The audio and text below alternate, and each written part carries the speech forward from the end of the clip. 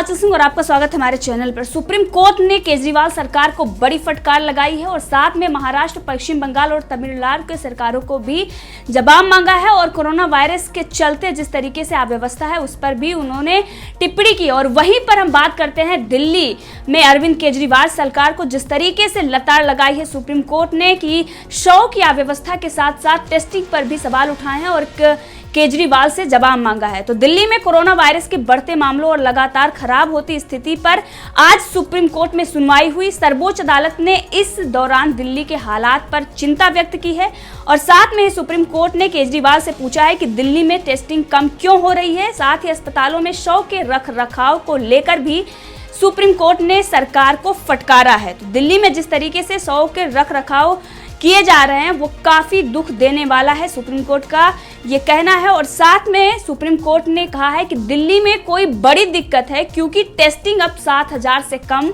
होकर सिर्फ 5,000 तक पहुंच गई है। सुप्रीम कोर्ट ने दिल्ली सरकार से पूछा है कि आपने टेस्टिंग क्यों घटा दी।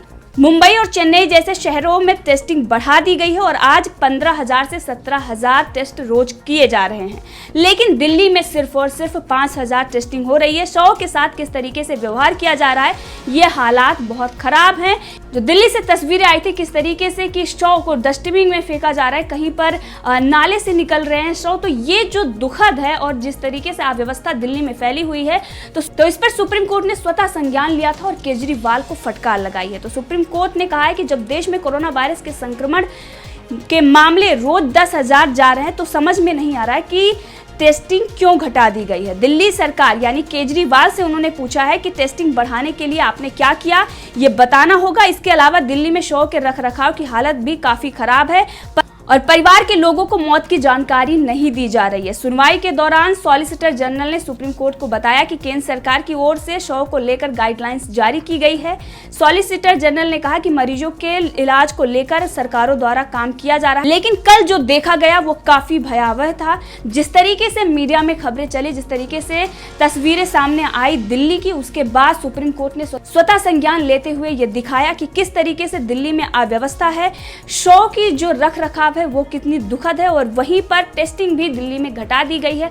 और दूसरी तरफ केजरीवाल सरकार अपनी नाकामियों को छुपाने के लिए ऐसी वीडियो जारी करते हैं जिसमें ये दिखाया जाता है कि सब कुछ सही है, लेकिन जो मीडिया में खबरें चल रही हैं और जिस तरीके से सुप्रीम कोर्ट ने उस पर स्वतः संज्ञान लिया है, देखने वाला होगा कि दिल्ली में केजरीवाल सरकार पूरी तरीके से नाकाम है। और इसके साथ साथ महाराष्ट्र और पश्चिम बंगाल पर भी उन्होंने फटकार लगाई और उसके साथ तमिलनाडु की भी बात कही। तो सुप्रीम कोर्ट ने केंद्र सरकार की गाइडलाइंस के बाद अब राज्य इन्हें लागू नहीं कर पा रहे हैं, तो आप क्या कर रहे हैं। एक राज्य में लाश गटर में मिल रही है, अगर बेड है तो फिर सरकारी अस्पतालों की स्थिति क्या है। जिस तरीके से ये दिल्ली सरकार यानी केजरीवाल से सुप्रीम कोर्ट ने ये सवाल की है। और साथ में सॉलिसिटर जनरल ने अदालत को बताया कि मीडिया रिपोर्ट्स में दिखाया गया कि शव के साथ ही मरीजों का भी इलाज हो रहा है। इस पर दिल्ली के वकील ने कहा कि एलजी ने इस पर खास कमेटी बनाई है जो मसला देख रही है, लेकिन केजरीवाल की नाकामी यहाँ पर सामने आई है। तो इस मामले में अब सुप्रीम कोर्ट ने दिल्ली, महाराष्ट्र, तमिलनाडु और बंगाल को नोटिस भी जारी कर दिया है जिसमें सरकारी अस्पतालों की स्थिति को लेकर सवाल उठाए गए हैं। इसके अलावा कई सरकारी अस्पतालों के डायरेक्टरों को नोटिस जारी किया गया है। सभी को मरीजों की देखभाल की जानकारी अदालत में देनी होगी। साथ में ये भी अदालत में कहा गया कि गृह मंत्रालय ने जो गाइडलाइंस जारी की है उसका पालन दिल्ली में नहीं हो रहा है और पूरी तरीके से अव्यवस्था फैली हुई है। और इसी पर आपको बता दें कि सोशल मीडिया पर लगातार इस पर लोगों की प्रतिक्रिया आ रही है। और जिस तरीके से रजत शर्मा ने एक ट्वीट करके कहा कि मैं सुप्रीम कोर्ट का आभारी हूं कि उन्होंने LNJP हॉस्पिटल में कोरोना मरीजों की बदहाली पर इंडिया टीवी की रिपोर्ट को संज्ञान में लिया। कोर्ट ने आज की बात में दिखाई गई मरीजों की बदहाली की तस्वीरों को भयानक बताया। मुझे उम्मीद है कि इससे हॉस्पिटल के हालात सुधारने में मदद मिलेगी, क्योंकि जिस तरीके से इंडिया टीवी ने दिखाया था, जो बड़ा खुलासा किया था दिल्ली को लेकर, एक तरफ केजरीवाल ये दावा कर रहे थे कि दिल्ली में सब कुछ ठीक है, लेकिन दूसरी तरफ जिस तरीके से उनकी पोल खुली थी और उस पर सुप्रीम कोर्ट ने भी केजरीवाल को फटकार लगाई है। तो केजरीवाल को ये समझना होगा कि सिर्फ और सिर्फ ड्रामेबाजी नहीं, दिल्ली की जनता के भलाई का काम भी उनको करना पड़ेगा, क्योंकि वो राजनीतिक फायदे के लिए लगातार ड्रामा कर रहे हैं। और यहाँ तक कि मनीष सिसोदिया भी ऐसे बयान उजूल फजूल दे रहे हैं और अपनी नाकामी छुपाने के लिए और अपनी जिम्मेदारी से वो बचने की कोशिश कर रहे हैं। और दिल्ली में पूरी तरीके से अव्यवस्था फैली हुई है। जिस तरीके से केजरीवाल दावा कर रहे थे कि 30,000 से ज़्यादा बेडों की हमने व्यवस्था कर दी है, लेकिन दूसरी तरफ जो सच्चाई है कि 20,000 बेड भी दिल्ली में नहीं है। यहाँ तक कि 10,000 बेड में भी उनके हाथ खड़े हो गए थे। और जिस तरीके से कोरोना वायरस मरीजों की संख्या 34,000 पहुंच गई है। अस्पतालों में मरीज ऐसे ही पड़े, उनकी देखभाल के लिए कोई नहीं है, ना तो डॉक्टर हैं और ना ही वहां पर मेडिकल स्टाफ। तो जिस तरीके से अव्यवस्था है और केजरीवाल एक तरफ ये जो पैसा है, मोटा पैसा ये एडवर्टाइजमेंट में खर्च करते हैं, लेकिन इनको डॉक्टरों की सैलरी देने के लिए पैसे नहीं है। दूसरी तरफ जिस तरीके से ये सियासी ड्रामा करते हैं और लगातार इनके ड्रामे सामने आते हैं, कभी ये तुगलकी फरमान जारी कर देते हैं कि दिल्ली में अन्य राज्यों के जो मरीज हैं उनका इलाज नहीं होगा, कभी ये बॉर्डर सील करते हैं। और वहीं सुप्रीम कोर्ट ने इस बात को लेकर केजरीवाल को फटकार लगाई है कि जो कोरोना वायरस के मरीज हैं उनकी जो दुर्दशा है वो जानवरों से भी बदतर हो गई है। और उसके बाद भी दिल्ली सरकार ने, केजरीवाल सरकार ने टेस्टिंग कम कर दी है और वो गटर से मिल रहे हैं, कहीं डस्टबिन में फेंके जा रहे हैं। तो इस पर भी केजरीवाल को जिस तरीके से सुप्रीम कोर्ट ने लताड़ा है, ये देखने वाली बात है कि केजरीवाल जो दावे कर रहे थे, जो ये दिखाने की कोशिश कर रहे थे और इनकी जो वीडियो जारी होती है, लगातार टीवी पर आके प्रेस कॉन्फ्रेंस करते हैं, लेकिन अगर ये ग्राउंड पर जाकर जो तस्वीरें हैं वो अगर ये देखते और अगर ये भलाई का सच में काम करना चाहते तो आज सुप्रीम कोर्ट स्वतः संज्ञान लेकर और इनको इस तरीके से फटकार नहीं लगाता। तो और वहीं पर इंडिया टीवी के जर्नलिस्ट सुशांत सिन्हा ने भी केजरीवाल को बेनकाब किया और उन्होंने कहा सुप्रीम कोर्ट ने दिल्ली में स्वास्थ्य व्यवस्थाओं पर गंभीर टिप्पणी की है। कोर्ट ने कहा है दिल्ली में स्थिति दुर्भाग्यपूर्ण है, अस्पतालों की हालात खराब है,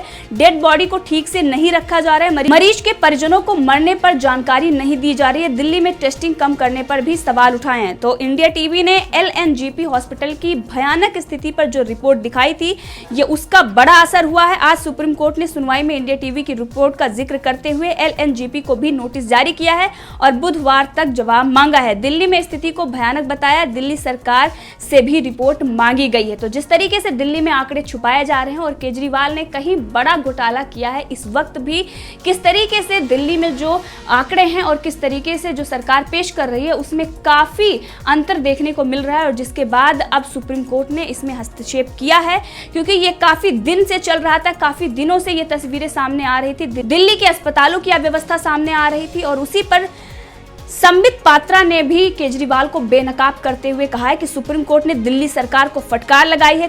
कोविड टेस्टिंग क्यों कम किया गया? दिल्ली में अस्पताल में बेड नहीं है, कूड़े में शव मिल रहे हैं। सुप्रीम कोर्ट ने अरविंद केजरीवाल के असफलता पर कड़ी फटकार लगाई है। दिल्ली का सच आज हम सबके सामने है, केजरीवाल फेल हैं। तो जिस तरीके से केजरीवाल ये सिर्फ और सिर्फ प्रेस कॉन्फ्रेंस करते हैं और एक तरीके से एडवर्टाइजमेंट करके और मीडिया में ये ज़्यादा मोटा पैसा देकर ये मुंह बंद करवाने की कोशिश करते हैं और दूसरी तरीके से जो सच है उसको दबाने की कोशिश करते हैं। और ये लगातार ये कहते हैं कि हम काम कर रहे हैं, कभी हमें राज्यपाल काम नहीं करने दे रहे हैं। और दूसरी तरफ सुप्रीम कोर्ट ने महाराष्ट्र और पश्चिम बंगाल की सरकारों को भी फटकार लगाई है, क्योंकि महाराष्ट्र में जिस तरीके से अव्यवस्था है और वहाँ उद्धव ठाकरे सरकार फेल है, और वहीं पर पश्चिम बंगाल की बात करें तो वहाँ पर लाशों को लेकर जिस तरीके से मामले सामने आए हैं, एक तरफ लाशें रखी और दूसरी तरफ मरीज पड़े हुए हैं और दूसरी तरफ लाशें रखी हुई हैं। और वहीं पर महाराष्ट्र में भी यही मंजर देखने को मिला और आंकड़ों को लेकर भी पश्चिम बंगाल में जिस तरीके से सवाल खड़े हो रहे हैं और वहां ममता बनर्जी किस तरीके से गैर जिम्मेदाराना बयान देती हैं और उद्धव ठाकरे जिस तरीके से अपनी नाकामी छुपाने की कोशिश कर रहे हैं, और सेम वैसा ही मंजर दिल्ली सरकार भी कर रही है। यानी कि केजरीवाल, उद्धव ठाकरे और ममता बनर्जी तीनों सरकारों को सुप्रीम कोर्ट ने फटकार लगाई है, क्योंकि अगर देखें तो सबसे ज्यादा मामले महाराष्ट्र और दिल्ली में ही है। उसके बाद पश्चिम बंगाल में आंकड़े छुपाने की जो बात चल रही है वो कहीं ज्यादा है। शव को लेकर भी अगर कहीं सबसे ज्यादा अव्यवस्था है तो वो दिल्ली, महाराष्ट्र और पश्चिम बंगाल है। यहाँ पर भी एक तरफ शव पड़े हैं अस्पतालों में और दूसरी तरफ मरीजों की वहीं पर इलाज चल रहा है। तो ये सारी जो चीजें हैं, इसी पर सुप्रीम कोर्ट ने कहा कि जिस तरीके से जो आज कोरोना वायरस के मरीजों की हालात हैं वो जानवरों से भी ज्यादा बदतर हो गए हैं और इस पर राज्य सरकार को देखना चाहिए। और साथ में गृह मंत्री ने जो गाइडलाइंस जारी की है उसको भी फॉलो करना चाहिए, क्योंकि राज्य सरकारें उसका पालन नहीं कर रही हैं। हैं। और वहीं पर जिस तरीके की अव्यवस्था फैली हुई है ये बहुत ही ज़्यादा दुखद है। ये जो भयानक स्थिति उत्पन्न हुई है इस पर इनको ध्यान देना चाहिए। तो केजरीवाल, ममता बनर्जी और उद्धव ठाकरे को जिस तरीके से सुप्रीम कोर्ट ने लताड़ा है, अब इनको समझ में आ गया होगा कि अगर कोई जनता अगर सवाल उठाता तो ये कहते थे कि ये बीजेपी के समर्थक हैं इसलिए ये सवाल उठा रहे हैं, लेकिन अब सुप्रीम कोर्ट ने जो बड़ी लताड़ लगाई है इससे इनको समझ में आ जाएगा कि सच्चाई छुपने से छुपती नहीं है। अगर आप सच्चाई छुपाने की कोशिश करेंगे तो वो किसी न किसी तरीके से बाहर आएगी। अगर केजरीवाल ये सोचते हैं कि वो एडवर्टाइजमेंट करके और मोटा पैसा मीडिया में डालकर अगर वो सच्चाई को छुपा लेंगे तो ये नहीं होगा। और अब उनको प्रेस कॉन्फ्रेंस में कम वक्त लगाना होगा और दूसरी तरफ उनको अस्पताल और जो मरीज हैं उनकी देखभाल करनी होगी। दिल्ली के हालात इतने बद से बदतर हो गए हैं, केजरीवाल से अगर व्यवस्था संभल नहीं रही तो केजरीवाल को इस्तीफा दे देना चाहिए और वहीं पर राष्ट्रपति शासन लगा देना चाहिए। जिन राज्यों में स्थिति इतनी भयानक है, अगर बात करें पश्चिम बंगाल, महाराष्ट्र और दिल्ली की, तो यहाँ की जो राज्य सरकारें हैं, चाहे वो केजरीवाल हो या फिर ममता बनर्जी हो या उद्धव ठाकरे हो, इनके बस का नहीं है और अब इनको इस्तीफा दे देना चाहिए और इन राज्यों में राष्ट्रपति शासन लागू कर देना चाहिए, क्योंकि जनता जो है वो बहुत ही परेशान है और जिस तरीके से जानवरों से भी ज्यादा उसके हालात बदतर हो गए हैं। तो अब ये देखना होगा कि जिस तरीके से अव्यवस्था है इन सरकार को निरस्त करना चाहिए और यहाँ पर राष्ट्रपति शासन लगाना चाहिए। और इस मुद्दे पर आप भी अपनी राय रख सकते हैं, कमेंट करके जरूर बताएं। और अगर आपने चैनल को सब्सक्राइब नहीं किया है तो कर लें ताकि हर अपडेट आप तक पहुंचती रहे।